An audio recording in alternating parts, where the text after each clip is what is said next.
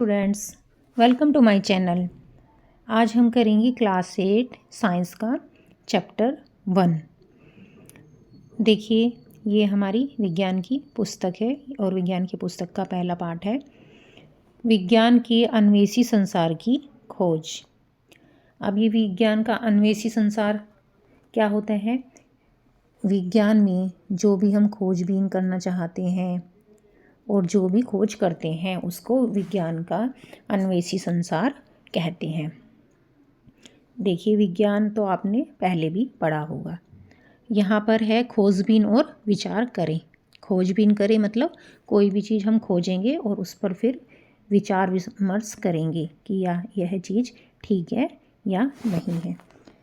प्रिय युवा वैज्ञानिकों, देखिए, आप जो छोटे छोटे हमारे युवा वैज्ञानिक हैं, देश का भविष्य हैं, आपका पुनः स्वागत है। आपका इस पुस्तक में पुनः स्वागत है, दोबारा आपका स्वागत है। आप 6 क्लास से ही ये जिज्ञासा बुक पढ़ते आ रहे हो।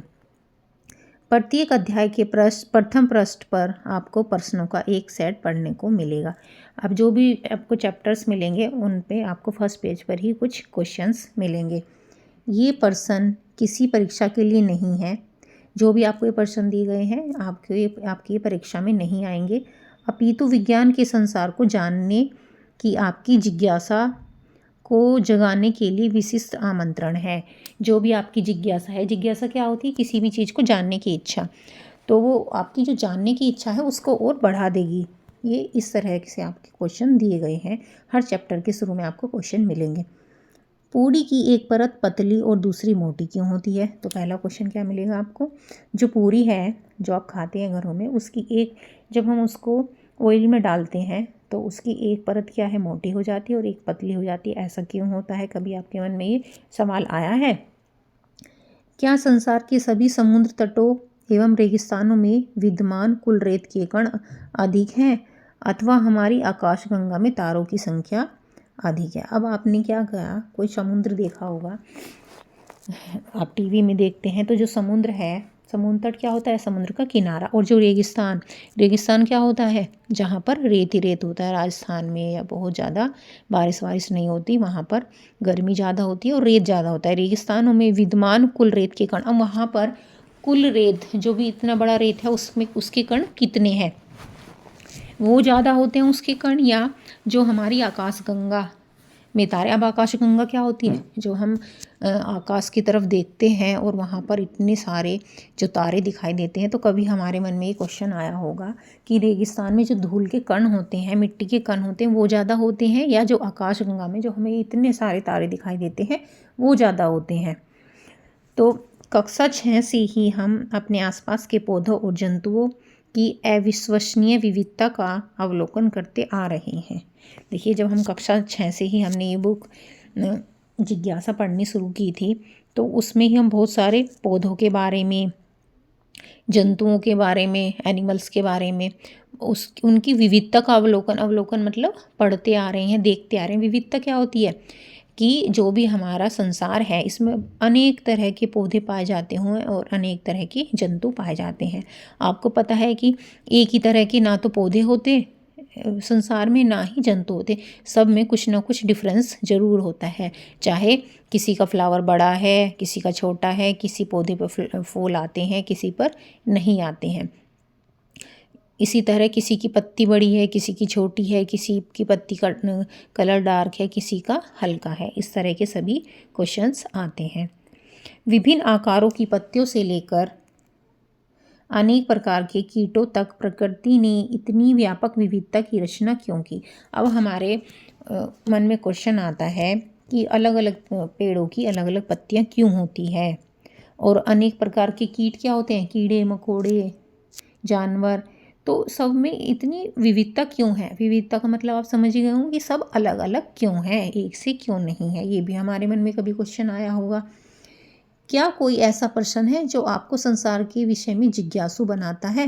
तो कोई इससे अलग आपके मन में कोई और क्वेश्चन आया हो जिससे आपको जिज्ञासा हुई हो कि ये क्यों होता है, कैसे होता है?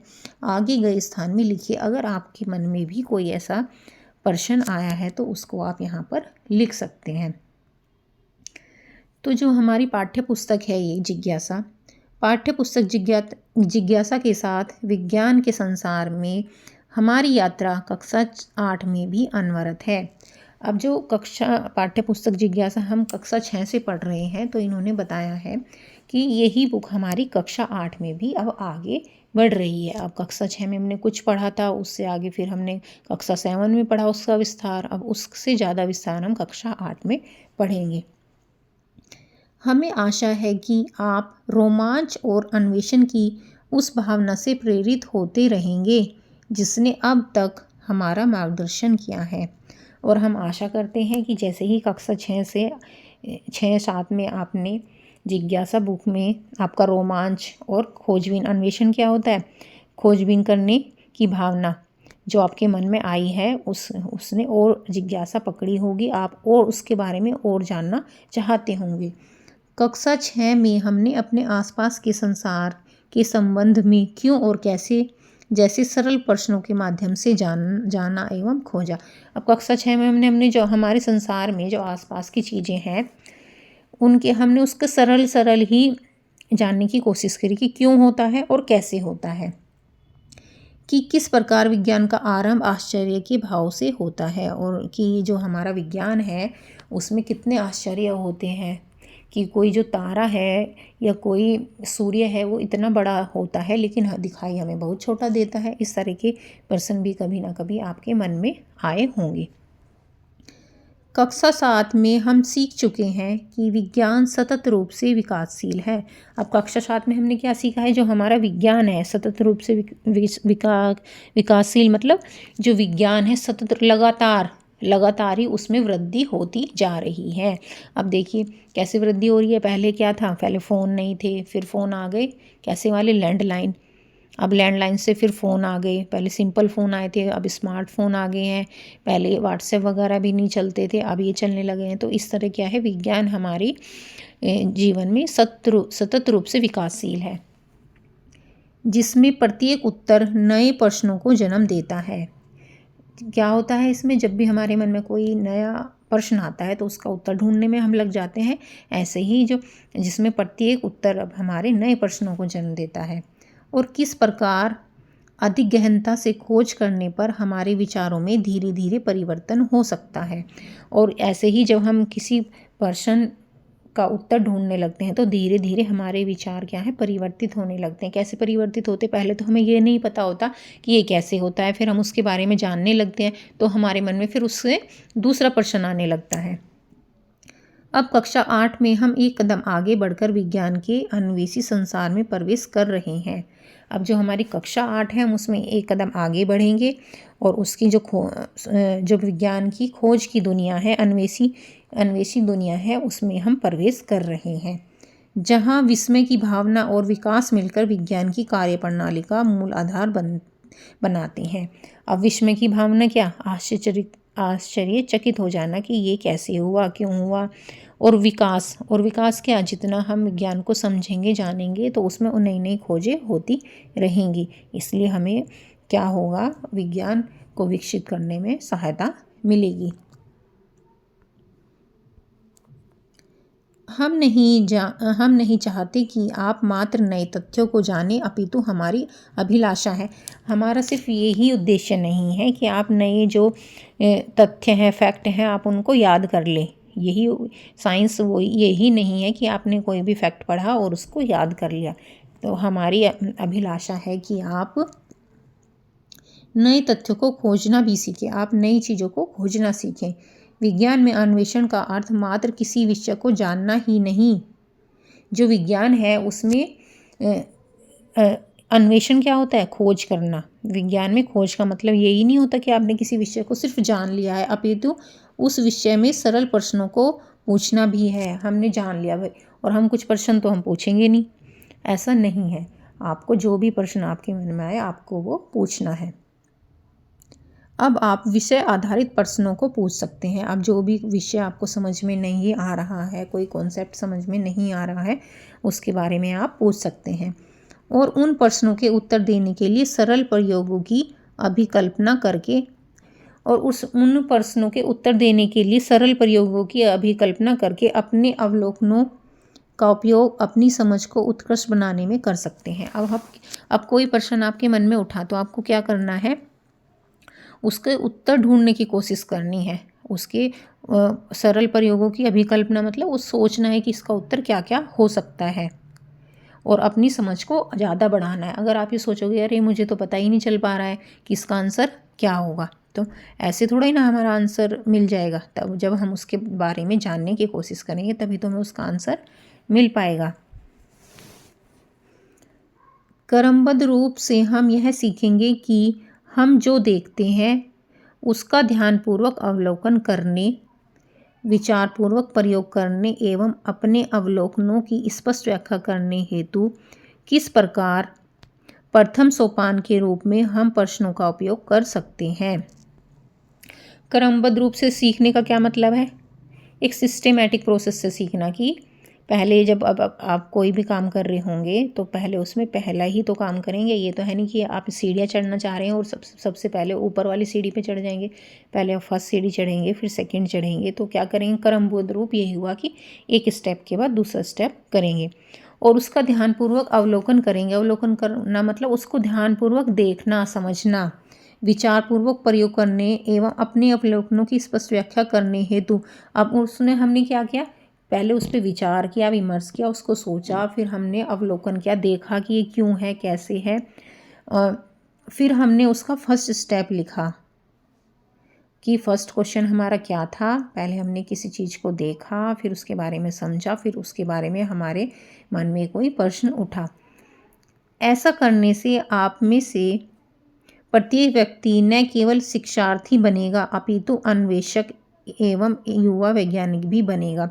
अब अगर आप ऐसा करेंगे तो सिर्फ आप एक स्टूडेंट ही नहीं रह जाएंगे, आप एक अन्वेषक क्या होगा, खोज करने वाला, जिसको साइंटिस्ट बोलते हैं, अन्वेषक को बोलते हैं साइंटिस्ट, एवं युवा वैज्ञानिक भी बनेंगे। खोज करने वाले एक ऐसे युवा मतलब क्या, यंग वैज्ञानिक बनेंगे जो वास्तविक संसार की पहेलियों को सुलझाएगा। जो वास्तविक हमारा संसार है उसकी पहेलियों को आप सुलझाने में हेल्प करेंगे।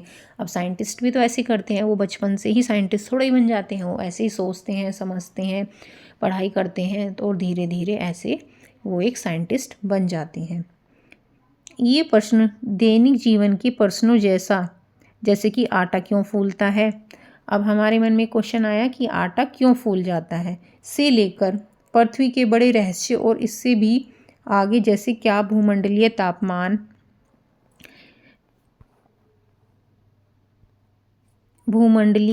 में वृद्धि हो रही है तक हो सकता है। अब पहले तो हमारे मन में क्या क्वेश्चन आया कि आटा क्यों फूलता है, पहले तो इस तरह के छोटे छोटे क्वेश्चन आया, फिर उसके बाद हमें ऐसे रहस्यमयी बड़े बड़े प्रश्न भी हमारे दिमाग में आने लगेंगे जब हम दिमाग को एक्टिव करेंगे कि जो हमारे भूमंडल है, भूमंडल क्या होता है, अर्थ, हमारी जो भूमि है उसका जो टेम्परेचर है, तापमान है, वो क्यों बढ़ रहा है, धीरे धीरे क्यों बढ़ रहा है, क्योंकि हम क्या कर रहे हैं, पेड़ों को काटते जा रहे हैं, उससे क्या हो रहा है, डिसबैलेंस हो रहा है अर्थ पर।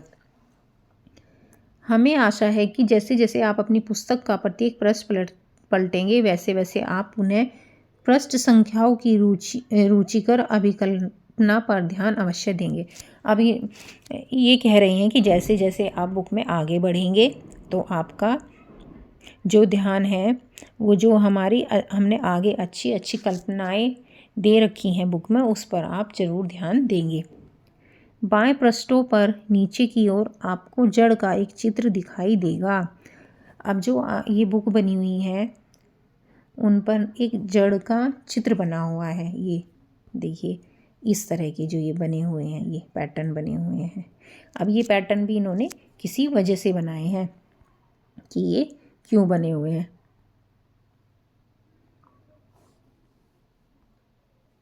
तो ये पैटर्न आपको मिलेंगे क्यों बने हुए हैं, अभी आपको बताएंगे।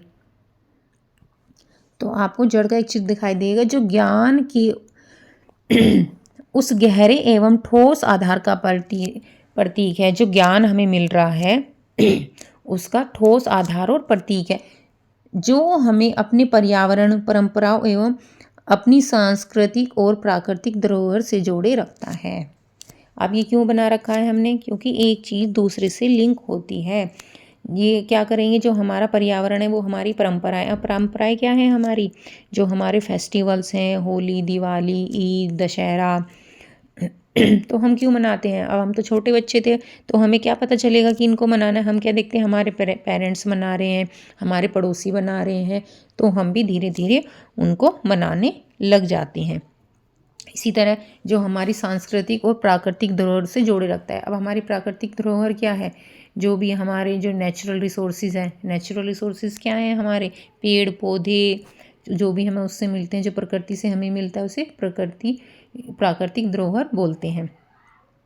दाएं पृष्ठों पर ऊपरी कोने में आपको एक पतंग आकाश में ऊंची उड़ान भरती दिखेगी, जो हमें स्मरण करती है। अब जो जैसे अभी नीचे जड़ का निशान बना हुआ था, ऐसे ही जो दायां पृष्ठ है उस पर ऊपर की तरफ एक पतंग बनी हुई है। अभी मैं आपको पेज जब पलटेंगे तो दिखाऊंगी। वो क्या बताती है हमें? कि हमें अज्ञात की खोज करनी है, जो हमारी जिज्ञासा को उड़ान भरनी होगी। अब पतंग क्यों उड़ रही है? पतंग नीचे तो जा नहीं रही है, उड़ के ऊपर जा रही है। तो वो हमें क्या सिखाती है? कि जो भी हमारी अज्ञात की खोज है। अब अज्ञात की क्या है? जो जानते हैं हम वो ज्ञात हो गया, और जिसको हम नहीं जानते उसी की तो खोज करनी है हमें। अज्ञात होता है जो हम नहीं जानते, और उसके बारे में हमें जिज्ञासा होती है कि ये कैसे हुआ है, क्यों हुआ है, उसको जानने की इच्छा। जड़ एवं पतंग रूपी दोनों प्रतीक आपको यथार्थ अवलोकनों के ठोस धरातल पर टिके रहने के साथ साथ आपके विचारों को नए क्षितिजों की ओर उड़ान भरने में सक्षम बनाएंगे।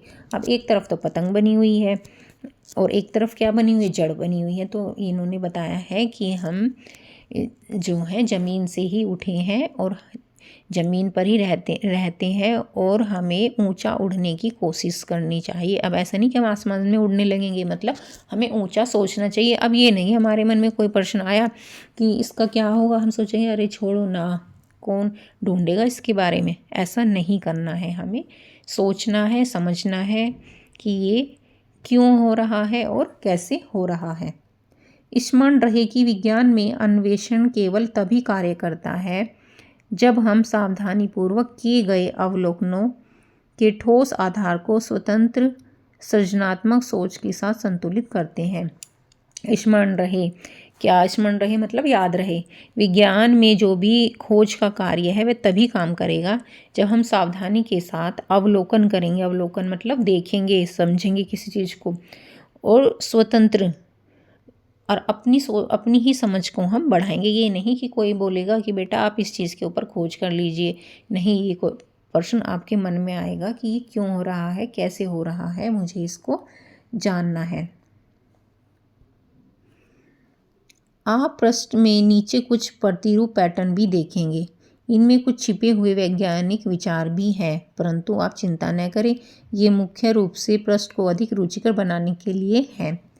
अब आपने कुछ पैटर्न देखोगे नीचे, तो उसमें कुछ वैज्ञानिक विचार हैं, लेकिन इसमें दूसरा पहलू भी है। वैज्ञानिक विचार तो इसमें है, एक दूसरा पहलू ये है कि ये बुक जो पेज है उसको आकर्षक बनाने के लिए बनाए गए हैं। और वैज्ञानिक पैटर्न क्या है इसमें कि किसके बाद, ये देखिए, इसके बाद ये ऐसे जा रहा है, इसके बाद ये ऐसे जा रहा है, कि क्या पैटर्न इनमें बना हुआ, क्या पैटर्न फॉलो हो रखा है, ये चीज़ें हैं इसमें। ठीक है। अब ये जो इन्होंने बताया था कि पतंग मिलेगी, ये देखिए पृष्ठ के ऊपर पतंग बनी हुई है।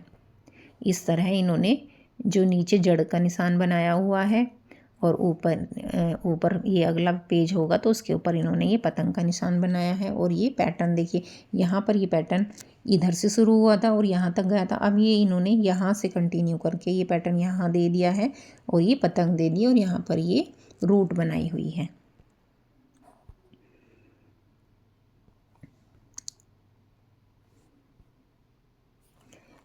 अब हम इस वर्ष की अपनी यात्रा के विभिन्न पड़ावों पर एक दृष्टि डालें। अब हम जो भी हमने इस वर्ष किया है उसके बारे में हम सोचेंगे और समझेंगे। देखें कि सुदृढ़ आधार पर अवलंबित और उच्च विचारों द्वारा प्रेरित हमारी जिज्ञासा हमें कहाँ लेकर जा सकती है। अब हम देखेंगे कि जो हमारे विचार हैं और जो हमारी जिज्ञासा है वो हमें कहाँ तक सोचने के लिए ले जाती है। हमारा रोमांचक खोज अभियान इस वर्ष हमें अदृश्य सूक्ष्म जीवों से लेकर ऐसी ग्रह व्यापी चुनौतियों तक ले जाएगा। अब हमारा रोमांचक खोज क्या है, इसका मतलब है कि इस बुक में हमें क्या क्या पढ़ने को मिलेगा। जो भी हमारा अदृश्य सूक्ष्म जीव है, सूक्ष्म जीव क्या होते हैं, जो छोटे छोटे इंसेक्ट होते हैं जिनको हम आँखों से नहीं देख सकते, और ऐसे ग्रह जो हमारे इतने बड़े बड़े ग्रह होते हैं जो भी हमें यहाँ से दिखाई नहीं देते आकाश में, इन सब के बारे में हम पढ़ेंगे, जिन्हें हम अनदेखा नहीं कर सकते। और जो ये चीज़ें हैं उन्हें हम अनदेखा, तो अगर कोई इतना सूक्ष्म जीव है हमें दिखाई नहीं दे रहा तो उसको हम अनदेखा नहीं कर सकते कि ये है ही नहीं, वो बेशक हमें दिखाई नहीं दे रहा लेकिन वो है तो संसार में। हम जल की एक बूंद जितनी छोटी वस्तु की जांच से अपनी खोज आरंभ करेंगे। अब जो हमारी वाटर है, जो जल है, उसकी एक छोटी बूंद लेंगे और उससे ही हम इतनी सी चीज़ को हम पहले देखेंगे और उससे ही खोज करनी शुरू करेंगे। ये नहीं कि भाई पहले हम बहुत बड़े से शुरू कर देंगे, और उन सूक्ष्म जीवों के एक छिपे हुए संसार को उजागर करेंगे। और फिर हम देखेंगे जो सूक्ष्म जीव हैं वो छोटे छोटे हैं, उनके बारे में जानने की कोशिश करेंगे, जो अदृश्य तो हैं परंतु वे हमसे गहन रूप से जुड़े हैं। अदृश्य हैं वो भाई हमें आंखों से दिखाई नहीं देंगे, माइक्रोस्कोप वगैरह की सहायता से दिखते हैं, लेकिन उनसे जुड़े हुए जो रहस्य हैं उनके बारे में हम जानने की कोशिश करेंगे। इनमें से कुछ सूक्ष्म जीव अदृश्य सहायक हैं।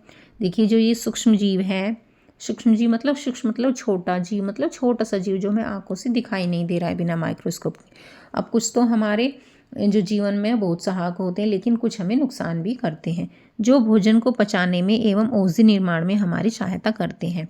कुछ तो ऐसे हैं जो हमारे शरीर में भोजन को पचाते हैं और हमारे जो भी दवाइयाँ बनती हैं उसमें हमें फ़ायदा करते हैं। जबकि कुछ सूक्ष्म जीव हानिकारक हो सकते हैं, लेकिन जो कुछ सूक्ष्म जीव है वो हमारे लिए हानिकारक भी होते हैं एवं संक्रमण के कारण भी बन सकते हैं। और संक्रमण क्या होता है, बीमारी का कारण भी बन जाते हैं। कुछ सूक्ष्म जीव ऐसे भी हैं हमारे शरीर को स्वस्थ रखने के लिए क्या आवश्यक है। अब आप बताइए, जो हमारा शरीर है उसको स्वस्थ रखने के लिए हमें किस चीज़ की ज़रूरत पड़ती है, हम इन संक्रमणों से कैसे लड़ते हैं, और जो ये भी संक्रमण है इनसे हम कैसे लड़ते हैं। हम जानेंगे कि कैसे पौष्टिक भोजन, व्यायाम, औषधियाँ और टीके हमें स्वस्थ रखने और संक्रमणों से लड़ने में हमारी सहायता करते हैं। अब हम क्या जानेंगे, पौष्टिक भोजन क्या होता है, जो भी हमारा संतुलित आहार होता है वो हमें कैसे बचाता है बीमारियों से। जो व्यायाम है, एक्सरसाइज है, दवाइयाँ हैं, और टीके क्या होते हैं, इससे छोटे बच्चों को लगते हैं। क्यों लगते हैं, ताकि उनको जो भयंकर बीमारियां हैं उनसे बचाया जा सके। अब जो ये सूक्ष्म जीव है ये हमारी कैसे सहायता करते हैं, इसमें अब हम उसके बारे में पढ़ेंगे। परंतु यह तो केवल एक आरंभ है, अभी तो हमारी इस काम की शुरुआत ही हुई, अभी तो ये बहुत ही बड़ा और रोचक है।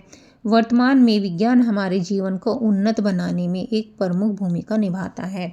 जो हमारा वर्तमान संसार है और वो हमारे जीवन को क्या है, अच्छा बनाने के लिए एक महत्वपूर्ण भूमिका निभाता है।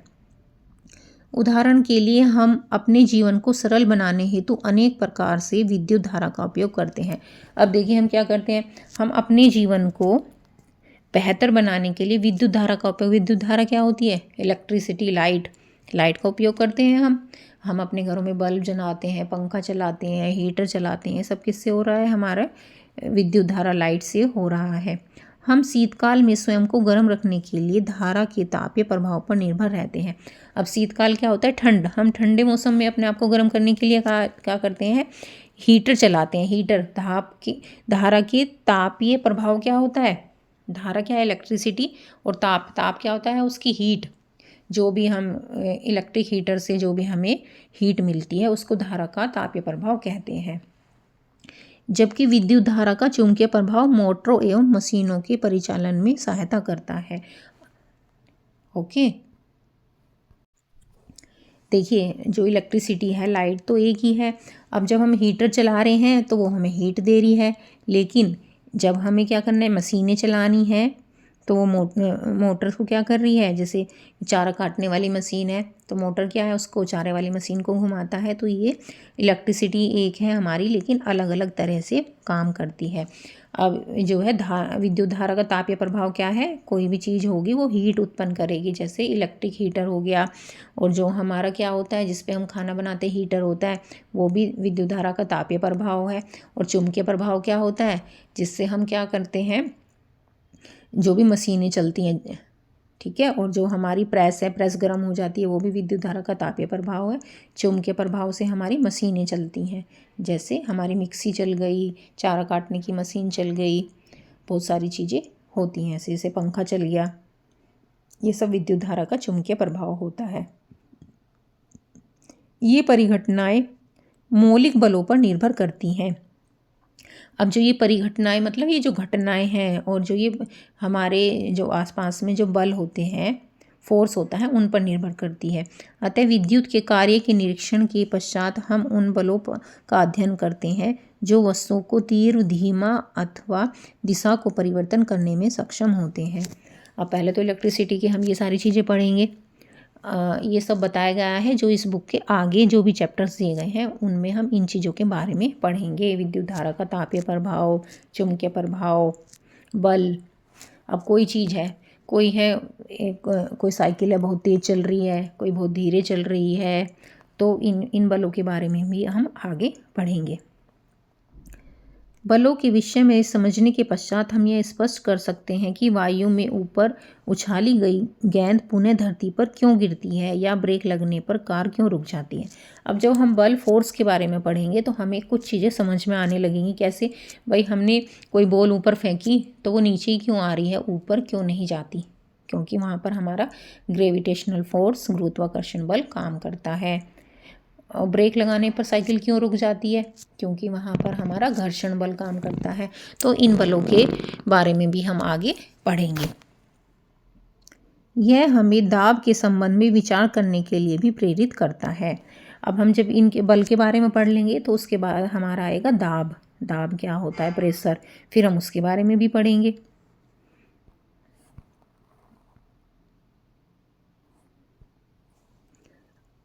किसी वस्तु पर बल कैसे वितरित होता है। बल एवं दाब की ये अवधारणाएं ही वायु की गति को भी निर्धारित करती हैं। अब कैसे किस चीज़ में हम पढ़ेंगे कि बल क्या है, किसी भी चीज़ पर कैसे लगता है, दाब है जो, और वो वायु की गति को भी दाब क्या है, जैसे आपने क्या होगा, अब यहाँ पर देखिए आंधी बारिश आ गई है तो यहाँ पर क्या हो रहा है, ये पेड़ हैं इस तरह झुक गए हैं, वो दाब के कारण है कि जब हवा चल रही है तो उन पर ज़्यादा दाब पड़ रहा है, इसलिए ये झुक गए हैं। दाब में थोड़ा सा अंतर हल्की वायु का कारण बन सकता है।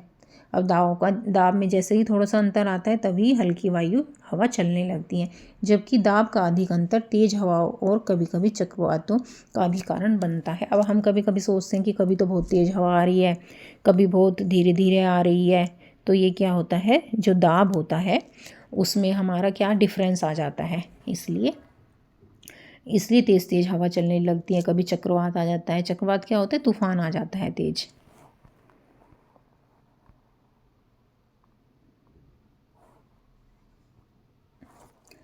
इस प्रकार ये बल झंझावातों और चक्रवातों जैसी मौसम संबंधी उग्र परिघटनाओं से संबंधित है। अब इस तरह जो भी ये बल होते हैं, फोर्स होते हैं, अब किस तरह के चक्रवात आ रहे हैं, तूफान आ रहे हैं, झंझावात आ रहे हैं, बहुत क्या होता है, समुद्र के बीच में लहरें उठने लगती हैं, सुनामी आ जाती हैं, इस तरह की चीज़ों की परिघटनाओं के बारे में भी हम पढ़ेंगे, जो हमारे दैनिक जीवन, कृषि और यहाँ तक कि हमारी सुरक्षा को भी प्रभावित करते हैं। अब जो हमारे डेली लाइफ है उसको भी प्रभावित करते हैं, हमारी कृषि को भी प्रभावित करते हैं। तो इस तरह की जो चीज़ें हैं हम पढ़ेंगे। वायु कैसे दबाव डालती है, अथवा जल एक निश्चित तापमान पर क्यों उबलता है। अब वायु जो है वो कैसे दाब डाल रही है, अब ये भी तो हमारे मन में क्वेश्चन आया हुआ होगा। और जो है जल है वो एक निश्चित तापमान पे ही क्यों उबलने लगता है, पहले क्यों नहीं उबलने लगता वो उससे पहले ही। अब इतनी देर तक हमने आग पे रखा है तभी उबलना शुरू कर, रखते ही क्यों नहीं उबलना शुरू हो गया। इस तरह के क्वेश्चन भी हमारे मन में आते होंगे। इसे भलीभांति समझने हेतु हमें इन पदार्थों का आकार वर्धन कर यह देखना होगा कि वे किस प्रकार के कणों से निर्मित है। अब इसको जब भाई ये जो है हमारा वाटर है, जल है, वो एक निश्चित तापमान पर ही क्यों उबलना शुरू होता है, इसको समझने के लिए हमें इसको डीप में समझना होगा कि इसको देखना होगा कि हमें कि जो वाटर है वो किस तरह के कणों से मिलकर बना है। साथ ही समझना होगा कि वे किस प्रकार गति करते हैं। पहले तो हमें देखना होगा कि ये कण किस तरह के कणों से बना होता है और किस तरह की गति करते हैं। अब देखिए जो क्या है, ये हमारा वाटर है। आपने देखा होगा ये इसके कण है। ये कण जो हैं ये थोड़े दूर दूर बने हुए हैं, इसलिए ये लिक्विड चीज़ है। अब यहाँ पे देखिए एक सॉलिड रखा हुआ है, इसके कण ये बहुत पास पास हैं, आपको दिखाई दे रहे होंगे कितने पास पास हैं ये। तो जो सॉलिड चीज़ें होती हैं, ठोस होती हैं, उसमें कण पास पास होते हैं। जो लिक्विड होती हैं, तरल होती है पानी की तरह, उसमें कण थोड़े दूर दूर होते हैं। और ये जो ये गुब्बारा है इसमें गैस भरी हुई है, तो इसके कण क्या हैं, बहुत इसके कण और भी ज़्यादा दूर दूर होते हैं। इसके बारे में भी हम आगे के चैप्टर्स में पढ़ेंगे। हमारे आसपास की प्रत्येक वस्तु छोटे छोटे कणों से निर्मित है।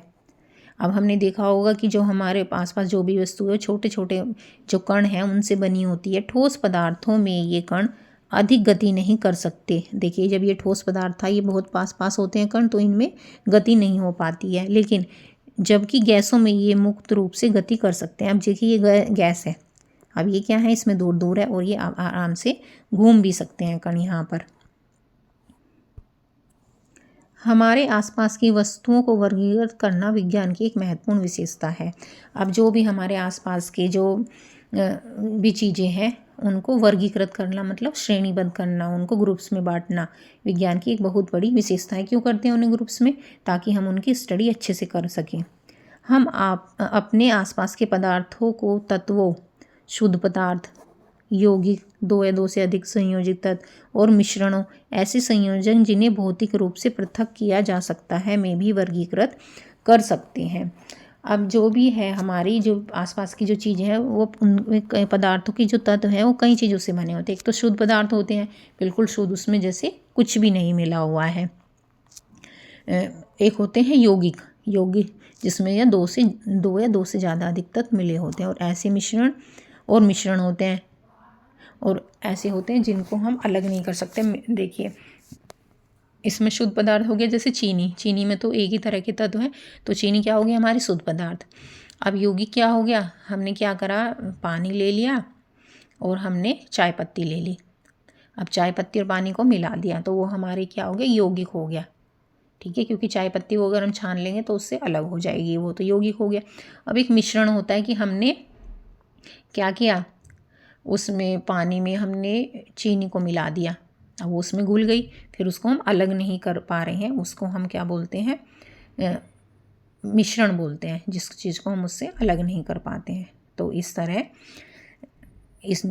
इन तत्वों को हम समझ सकते हैं।